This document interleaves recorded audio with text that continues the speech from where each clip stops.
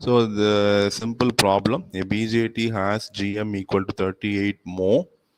RB dash E is given, HIE is 6K, RBB dash is 100 ohm, CB dash C is 12 picofarad, CB dash E is 63 picofarad, HFE equal to 224 at 1 kilohertz.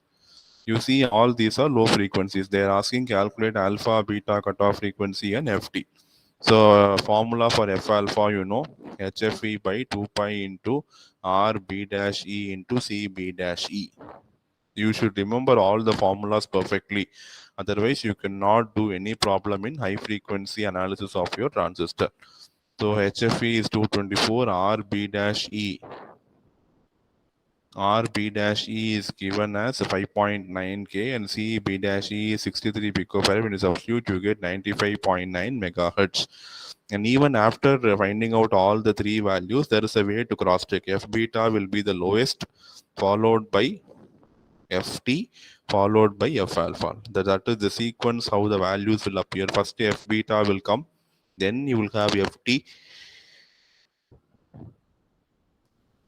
followed by F alpha. So F alpha we have found F alpha is 95.9 megahertz, which is very very high for a common base amplifier. We have seen F alpha is largest among all the values.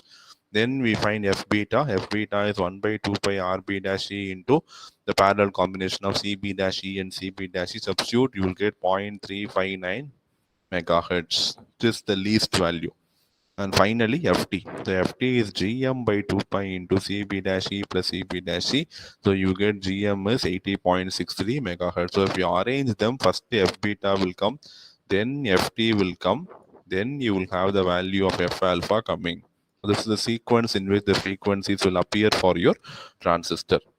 And it is logically clear because only when F beta, Ft and F alpha sequence comes, it is clear because you know F alpha is a very very large value. So F alpha will come after a very long time.